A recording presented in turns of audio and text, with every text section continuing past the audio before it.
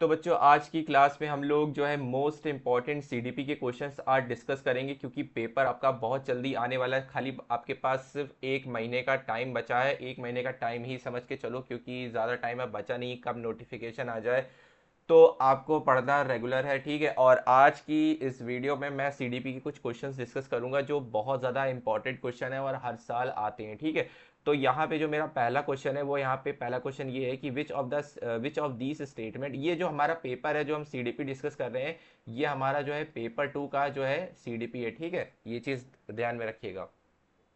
तो पहला क्वेश्चन है हमारा, which of these statement would advocates of progressive education agree with. अब इसमें बोला है कि भाई कौन सी स्टेटमेंट एग्री करती है एडवोकेट्स ऑफ प्रोग्रेसिव एजुकेशन में। तो यहाँ पे पहला स्टेटमेंट दिया है, childrens are distinct life stage that hold importance because of what they would become as adult. नहीं, childrens are naturally good and society corrupt them, ये तो बिल्कुल भी नहीं होगा। Childrens are naturally uncivilized and socialization is necessary to make them moral human being, कुछ खास नहीं लगा। Childrens are born in social culture economic context and is background influence their development. इसका जो आंसर होगा होगा ऑप्शन नंबर 4, ठीक है। अब चलते हैं हम लोग अगले क्वेश्चन की तरफ।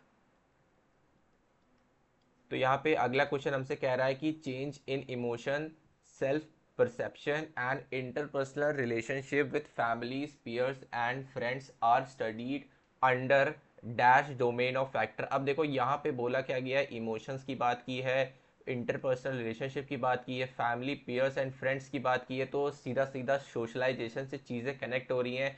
एंड यहाँ पे जो इसका आंसर हो जाएगा वो होगा साइको सोशल। फिजिकल होने का कोई मतलब ही नहीं, कॉग्निटिव का कोई लेना देना नहीं, लिंग्विस्टिक का कोई लेना देना नहीं है।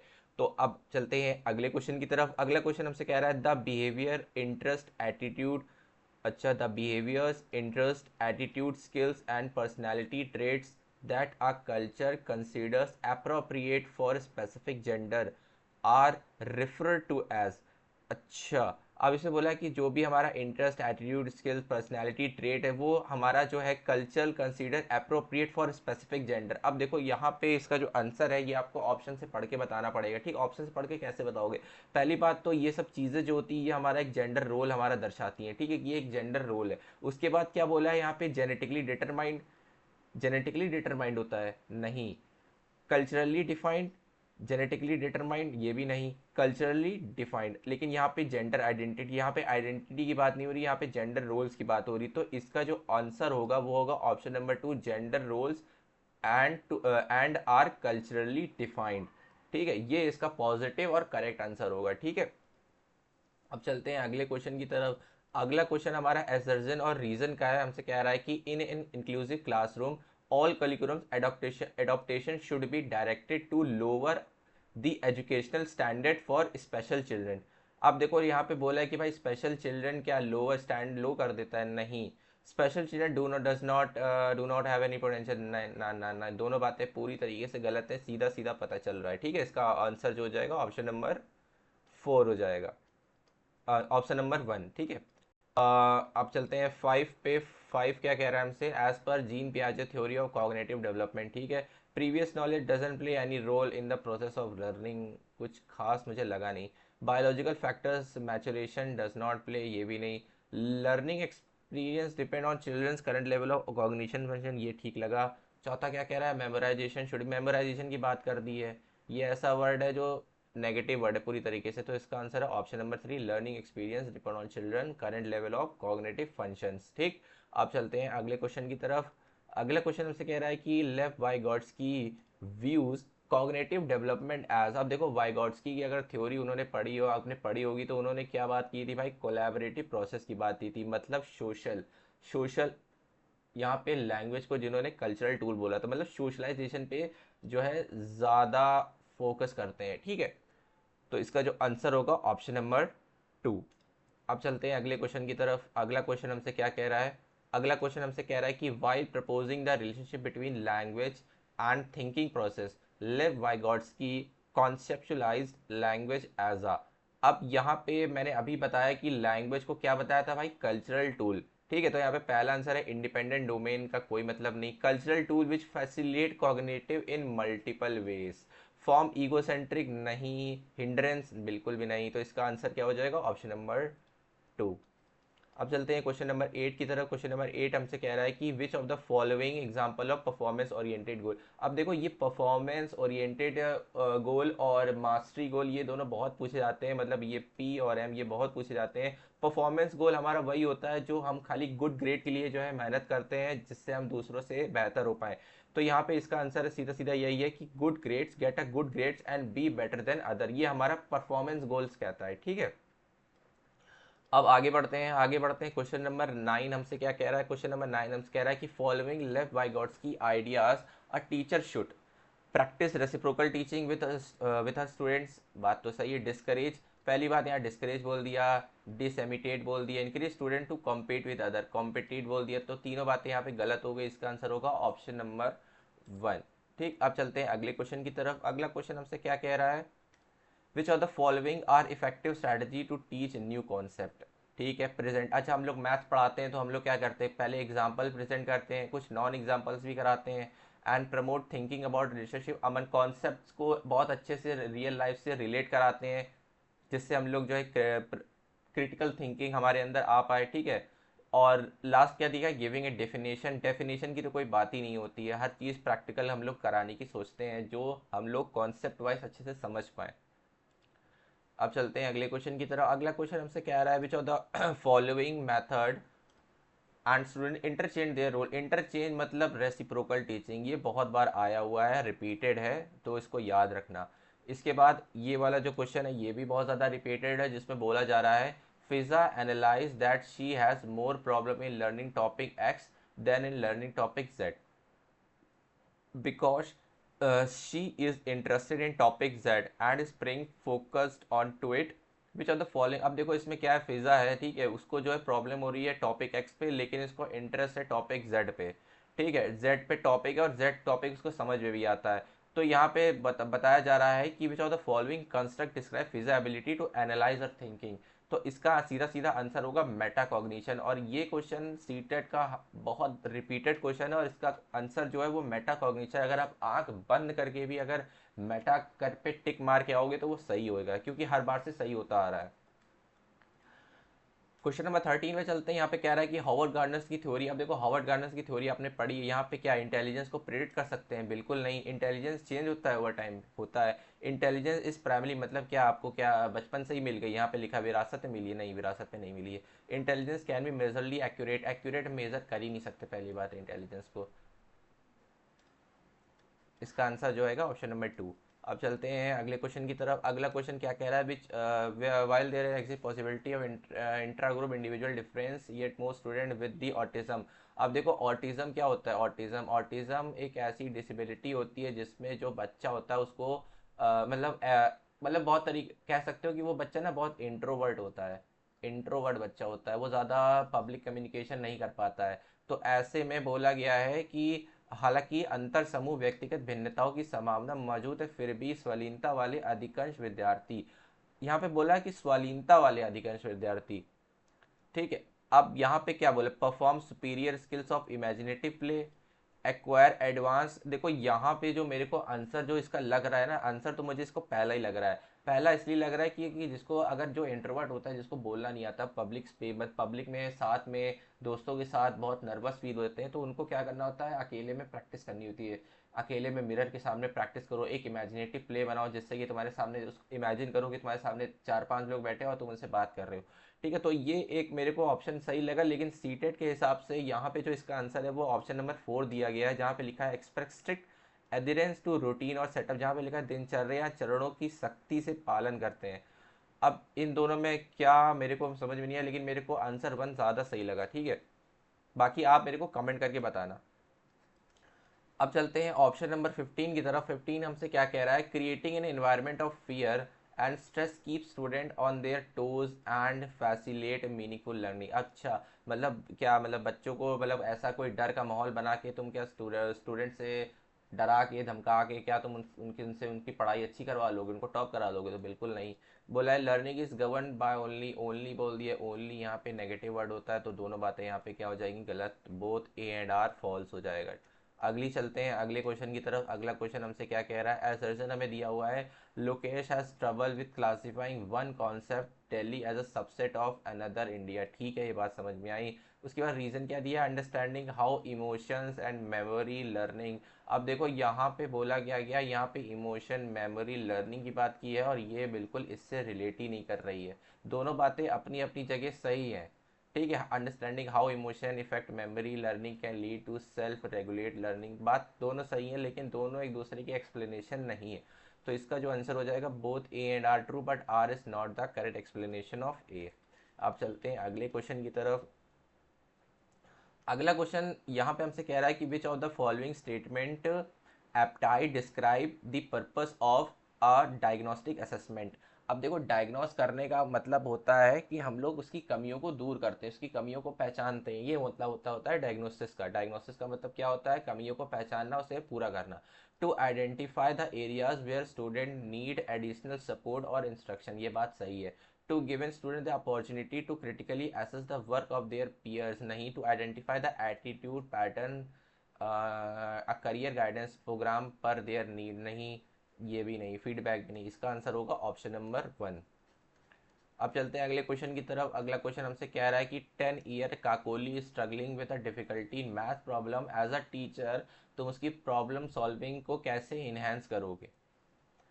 सिंपल सी बात है, इनक्रेज करेंगे और स्कैफोल्डिंग करेंगे जब उसकी ज़रूरत होगी, और यहाँ पे कोई पनिशमेंट और सल्यूशन और यहाँ पे कुछ ऐसी कोई बात ही नहीं है। तो बहुत बेसिक सा सवाल था। उसके बाद क्वेश्चन नंबर 19 चलते हैं। 19 भी बहुत बेसिक सा सवाल है। अगर आपको वाइगॉट्स्की और पियाजे की थ्योरी पता है तो आप इसका आंसर डायरेक्टली बता पाओगे। जीन पियाजे ने क्या बताया था, देखो जीन पियाजे ने प्राइवेट स्पीच नहीं बताई थी, तो पहला ऑप्शन खत्म, चौथा ऑप्शन खत्म। जीन पियाजे ने ईगोसेंट्रिक स्पीच की बात की थी, दोनों में है। अब क्या हुआ था, effective in self regulation a sign of cognitive immaturity. Egocentric speech का मतलब होता है बच्चे के अंदर इमेच्योरिटी है। ठीक है, तो ऑप्शन नंबर सेकंड सही हो जाएगा। वाइगॉट्स्की ने प्राइवेट स्पीच की बात की थी, effective in self regulation, option number second is the right answer. अब चलते हैं question number 20। Universal design for learning does not involve. अब इसमें क्या हो सकता है, practice form of labelling categorisation of learners giving all learners various ways information of knowledge. ठीक है, ये बात सही है। अल्टरनेटिव डिमॉन्स्ट्रेशन वर्ड लर्नर्स, ये भी बात सही है। Tapping into learners interest offering challenges, ये भी बात, दोनों तीनों बातें यहाँ पे पॉजिटिव जा रही हैं लेकिन पहली बात यहाँ पे नेगेटिव जा रही है। तो इसका जो आंसर होगा वो यही होगा। अब चलते हैं अगले क्वेश्चन की तरफ। अगला क्वेश्चन हमसे कह रहा है कि लॉरेंस कोलबर्ग की कौन सी, यहाँ पे स्टेटमेंट दी है, यहाँ पे कौन सी स्टेटमेंट सही है बतानी है। अब देखो कोलबर्ग ने मोरल रीजनिंग के ऊपर बात की थी लेकिन ये वाले क्वेश्चन बहुत लोगों ने गलत किए, मतलब कम से कम कह सकते हो कि 60%, 60% लोगों ने, 60 to 70% लोगों ने क्या किया, आंसर इसका गलत दिया है। अब देखो गलत होगा भी क्योंकि जब ऑप्शन एक जैसे होते हैं ना तो गलत हो ही जाता है। यहाँ पे लिखा it takes into accounts effects of culture gender और moral reasoning, it does not specify exact stage, ये तो नहीं होगा। It is based on the study done through experimental method. अब देखो यहाँ पे बात ये भी कहीं ना कहीं सही है। It present conflicting situation to children, ये बच्चों को दुविधात्मक स्थितियों को प्रस्तुत करता है। देखो ये बात ये भी सही है, ये भी सही है, कहीं ना कहीं ये भी सही है। लेकिन अब इसमें से कौन सा बेस्ट, और एक तरीके से कह सकते हो कि वो सारी चीज़ें उस एक स्टेटमेंट में हो जो बाकी तीनों में नहीं हो रही है। अब देखो यहाँ पे इसका जो आंसर होगा, आंसर इसका होगा ऑप्शन नंबर 4। ये बच्चों को दुविधात्मक स्थितियाँ प्रस्तुत करता है, ये इसका जो है आंसर हो जाएगा। ठीक, बात ऊपर की भी सही है नीचे की भी सही है, लेकिन जो एक ऊपर ऊपर का एक होता नहीं है कि एक ओवरव्यू कि हाँ बस इस स्टेटमेंट पढ़ते ही आपको डिटेल सब पता चल जाए, तो ये दोनों स्टेटमेंट ना इसके अंदर ही समा जाएंगी। तो ये स्टेटमेंट इसका जो है एकदम करेक्ट है। क्वेश्चन नंबर 22 पे चलते हैं। रीजन दी असर्शन हमें दिया है, each child finds opportunity to play experiment and discover their world, बात सही है। Childhood is a universal construct, each child finds opportunity, यहाँ पे लिखा प्रत्येक बच्चे को खेलने, प्रयोग करने और अपनी दुनिया की खोज करने के अवसर मिलते हैं। नहीं नहीं नहीं नहीं मिलते हैं, बिल्कुल नहीं मिलते हैं, सबको थोड़ी ना मिलते हैं। चाइल्डहुड इज़ ए यूनिवर्सल, ये तो गलत है ही है, तो इसका जो है पहला ऑप्शन जो है सही हो जाएगा, दोनों बातें गलत हैं। इसलिए हिंदी में एक बार पढ़ लिया करो, ठीक है, हिंदी में भी पढ़ना ज़रूरी है। Which of the following is an example of question that promotes analytical thinking? Who was leader? नहीं, in which year? नहीं, which country? नहीं, which factor is the right answer? सीधा सीधा, ये तो बहुत इजी है। फिर लिखा है while engaging students who are visually challenged teacher should use. अब देखो जो विजुअली चैलेंज बच्चे हैं जिनको दिखाई नहीं देता है, विजुअली प्रॉब्लम है, तो टीचर को क्या यूज़ करना चाहिए उनको पढ़ाने के लिए, उनको सिखाने के लिए? फ्रीक्वेंसी मॉड्यूलेटेड डिवाइस नहीं, ब्रेले। यहाँ पे इसका आंसर सीधा सीधा ब्रेली हो जाएगा, क्योंकि यही एक जो है टेक्टाइल सिस्टम है जिससे हम लोग बच्चों को, विजुअली चैलेंज बच्चों को क्लियरली तरीके से हम लोग पढ़ा सकते हैं, समझा सकते हैं हर चीज़, और मतलब आसानी रहती है। ठीक है, बाकी ये भी नहीं होगा, ये भी नहीं होगा। अब चलते हैं अगले क्वेश्चन की तरफ। अगला क्वेश्चन हमसे कह रहा है कि you are a teacher who wants to encourage your student to think critical and creatively. ठीक है, अच्छा, मतलब अब तुम एक टीचर हो, तुम अपने बच्चों को इंकरेज करना चाहते हो और उनके अंदर क्रिटिकल थिंकिंग डेवलप करना चाहते हो, क्रिएटिविटी बनाना चाहते हो, तो तुम ऐसी क्या स्ट्रैटेजी दोगे उनको? लेक्चर, पहली बात तो लेक्चर तो कोई मतलब ही नहीं है, साइनिंग है प्रोजेक्ट का भी कोई मतलब नहीं, providing student with open ended questions to come up with their own solution, बात सही है। मल्टीपल चॉइस टेस्ट नहीं, सीधा सीधा यहाँ पे ऑप्शन नंबर 3 निकल के आ रहा है। Which of the following is an example of assessment for student learning? और रूब्रिक की बात किया, rubric given to student at the beginning of a project outlining what they need to do achieving certain need, बात सही है। अब final exam की कोई बात ही नहीं, क्विज की कोई बात ही नहीं है, स्टैंडर्डाइज टेस्ट की कोई बात ही नहीं है। इसका हो जाएगा ऑप्शन नंबर 1। ठीक है, ऑप्शन नंबर 1 हो जाएगा,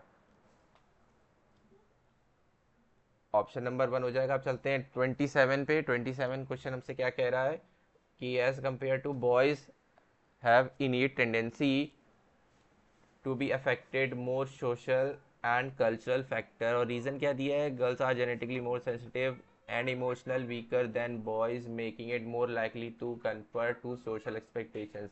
तो यहाँ पे कंपैरिजन की बात कर रहे हैं दोनों बातों में, तो यहाँ पे ऐसा कुछ होता ही नहीं है, दोनों बातें गलत है, कोई कंपैरिजन ही नहीं है। उसके बाद 28 पे चलते हैं। 28 हमसे क्या कह रहा है कि 12 year Emma get scared every time the teacher asks her to learn to solve the maths problem on the back board because she fear that teacher will scold and she would embarrassed. When student feel unsafe एनसीएस then learning is. बिल्कुल बात सही है भाई, बच्चों को तुम डरा धमका के देखो, मेरे साथ भी एक बार हुआ था, टीचर हमको बहुत डरा डरा रहा था, तो मैं ब्लैक बोर्ड पे क्वेश्चन ही नहीं सॉल्व कर पा रहा था क्योंकि डर से। तो पहली बात तो जब बच्चे के अंदर तुम डर बैठा दोगे तो वो कहाँ से कर पाएगा, उसके नंबर भी बहुत ज़्यादा ड्रॉप होंगे और उसका रिजल्ट भी ख़राब होगा। तो प्लीज़ ऐसा, अगर आप टीचर बनोगे तो आप कभी भी ऐसा मत करना, बच्चों को कभी भी नहीं डराना। ठीक है, बच्चा भले कमज़ोर हो, शैतानी कर रहा हो, लेकिन उसको कुछ अलग सोल्यूशन ढूंढना, बट कभी उसको डराना नहीं, क्योंकि उसका रिजल्ट पे बहुत ज़्यादा इम्पैक्ट पड़ता है। बच्चा डर डर के पढ़ता है और वो खुल के पढ़ नहीं पाता, जिसकी वजह से बहुत दिक्कतें आती हैं। तो दोनों बातें यहाँ पे सही हैं। अब चलते हैं 29 क्वेश्चन हमसे क्या कह रहा है। Teacher wants enable meaningful identical learning in a class by providing opportunity to students to connect their prior knowledge to new concept. Which of the following teacher strategy most effective? Providing students step by step guide, lecturing नहीं, text book नहीं, ask students to share their own expectations, then connect them to the topic. Last question हमसे क्या कह रहा है? Last question inclusive classroom से आया है और कह रहा है कि हमसे tries to encourage children to do better promoting competitive spirit। यहाँ पे लेबलिंग की बात की है, नहीं होगा।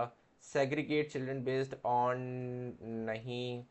यहाँ पे प्रमोट कंपटीशन की प्रमोट बात कर रही है, बिल्कुल नहीं। Modify the curriculum pedagogical strategies to suit various need of children, इसका आंसर हो जाएगा ऑप्शन नंबर 4। तो यहाँ पे आज मैंने जो है सीडीपी के सारे क्वेश्चंस आपको मैंने यहाँ पे प्रैक्टिस करा दिए हैं, बाकी और भी आगे क्लासेस आएंगी जिसमें हम लोग मैथ्स और साइंस और इंग्लिश पैडागोजी भी यहाँ पे डिस्कस करेंगे। तो वीडियो को लाइक कर देना, चैनल को सब्सक्राइब कर देना, क्योंकि ये भाई वीडियोस आने वाली हैं। और आपका जो है पेपर भी नेक्स्ट मंथ हो सकता है, जुलाई में, स्टार्ट जुलाई के एंड में हो सकता है पेपर। तो तैयारी अगर अभी तक आपने नहीं की है तो अभी भी टाइम है, तैयारी आप शुरू कर दो।